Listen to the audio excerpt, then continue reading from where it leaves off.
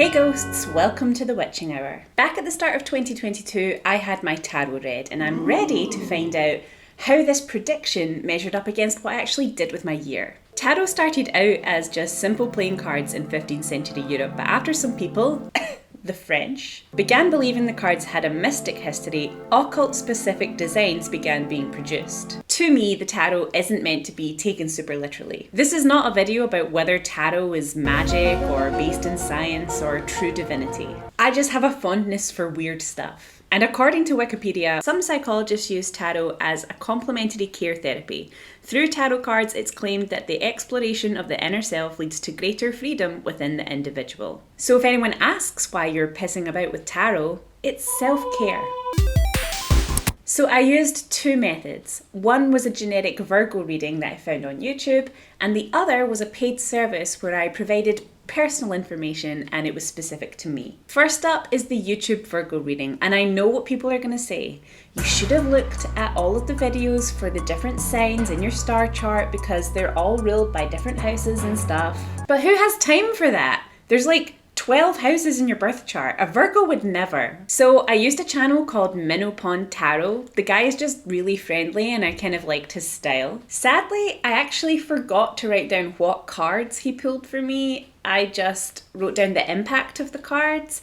And for some reason the videos are no longer available, so I'm just going on my notes. So it came up that I would end the year in marriage. Coming up hot on the disappointment. I remember when I wrote this one down, I thought to myself, you know what?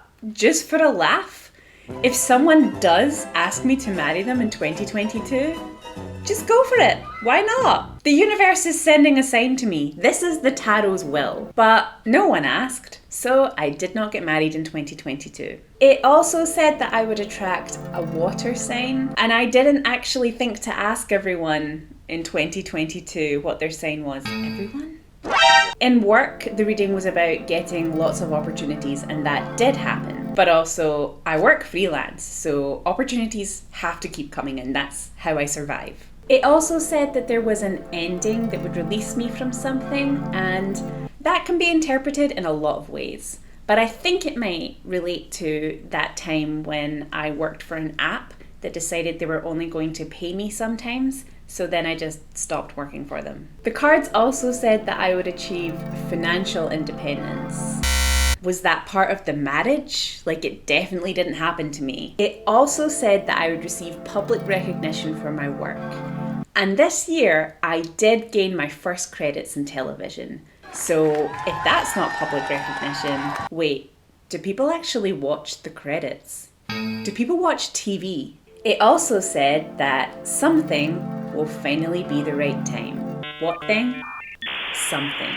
But something did actually be the right time. I had been talking to a person about working together for a long time, and then finally they contacted me about an opportunity, and then some more time passed, and then we did work together and we made a lovely documentary that's also going to be on TV. It was a good year for me career-wise, so anything positive kind of fits.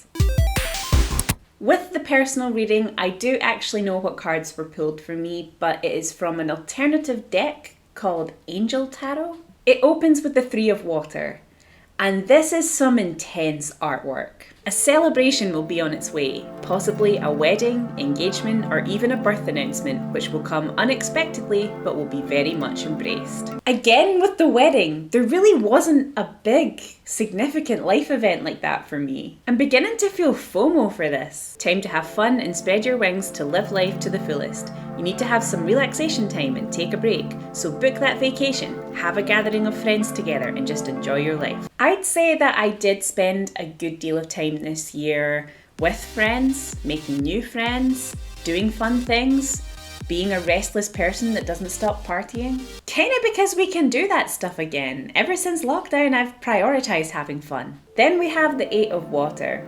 Oh hey ghost! You have lost interest in something and have had an urge to move on. This could be that app job again. Then I got the Eight of Fire, and this artwork is giving a lot. Dragon swords, arrows, ghost cats. Lots of energies are in a frenzy around you. That could mean anything, like lots of work, lots of friends, lots of activities. That is how my year panned out, actually. Events are about to happen rapidly and at a fast pace, so be prepared. Lots of things will take place all at once, but you will feel that everything is falling into place, so embrace the ride. You know, I am often lamenting that I have too much going on at the same time. People will ask me, how's the film going? And I'm like, which one? How was your trip?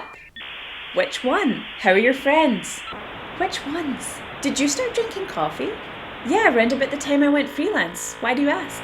The two of air. Okay, this is absolutely giving gay vibes. Being unable to make a choice is extremely difficult and can really affect your emotional well-being. Does this concern me, or is this just a PSA? This choice you have needs to be made regardless, as this will not go away. Did I make a difficult choice? Please have faith in what you choose. Believe in your inner voice. Listen to it and have faith that this is the right choice. Don't be afraid. I wonder how I felt about this advice at the time, because it's really intense. At the beginning of the year and in the middle of the year, I got some job offers that were really great on paper, but were just not right for me. So maybe this is the choice that I made? You know, on reflection, this was much more accurate than I thought it was going to be. Again, I think it's valuable to reflect on your life and think about your behaviours, and even if I am stretching the things that happened in my life to fit what they've said, it's fun, and I'm gonna do it again. So I've taken some notes from Minnow Pond and contacted a tarot reader about what's going to happen in 2023. I'm really keen to see if their predictions are similar. So Minnow Pond uses a whole bunch of tarot decks at the same time. Talk about everything everywhere all at once. The main strands were the Empress and the Star. Do I need to censor this? YouTube is like really strict now. The Empress and the Star are glow up vibes. I didn't realise I needed a glow up, but I'll take it. He says if I do something creative, this is going to be a very good year for me. I'm in a very strong position of power and I have a lot of energy. I can also be an inspiration to other people and follow a dream. I'm being lifted up and successful. The way I communicate is important. I communicate with my appearance. How does one do that? Is this a YouTube thing, or do I have to start wearing t-shirts that go hard? The Four of Wands suggests a new beginning, a card of conclusion with celebration on the other side. Interesting. I guess I'll have to look out for something like that. I also got the versatility card, a reminder to be flexible. If I'm trying something one way and it isn't working, I should do something else. Why work with your hands when you can work with your feet? There were also a lot of cards that suggested abundance, money, opportunity. The Two of Wands, which apparently means take the leap. Hopefully not that leap.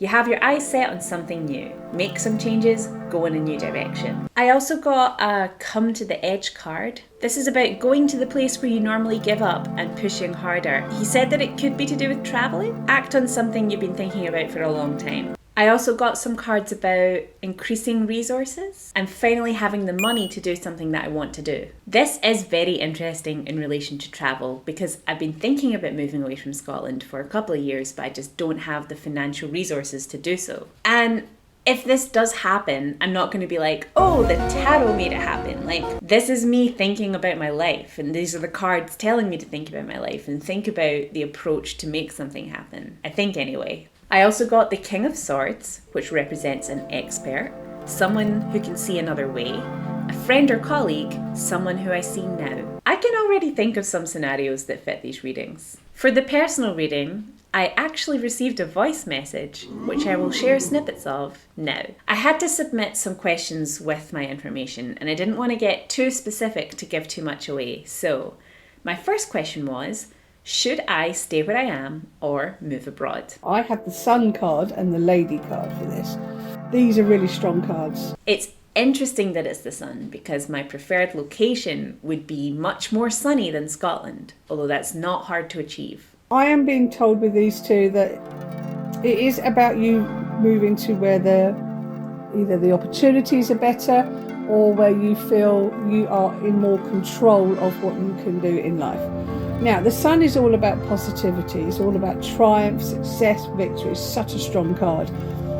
And the Lady is about new projects. So I personally feel it is about moving abroad. But as always, it is your choice. Okay, tarot is not telling you what you should or shouldn't do. It is guidance and advice. See, we all get it. So then I asked, will I achieve my career goals this year? Not giving too much away, but also forgetting that we were still in 2022. Luckily, she knew that I meant next year. So, I am being told with the Prince of Pentacles and the Six of Swords that yes, you will. The Six of Swords very much gives the energy of, I'm taking my swords and my family and I'm getting out of here. This is about something, whatever it is you've been doing up to now, has been something that either you've been passionate about or you've really enjoyed, has brought you a great deal of satisfaction. I also asked, what should I be careful of in general? Now, I have the Ace of Pentacles and the Eight of Pentacles. You know, pentacles kinda look like stars on the Walk of Fame.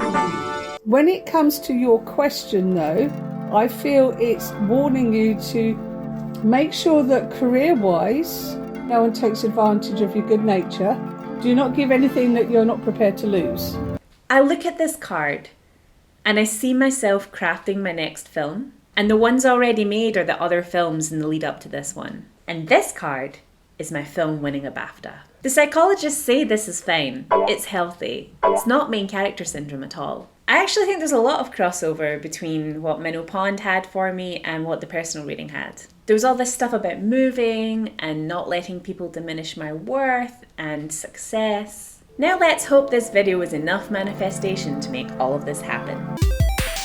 Before I go, I don't own a tarot deck, but I do own our oracles. So I'm going to pull a card for all of the viewers of this video to inspire you on the day that you're watching this. Whatever day it is, it's a timeless reading, as they say. Not very good at shuffling, but I believe what you do is you just keep shuffling until one jumps out, or something will tell you that this is the card.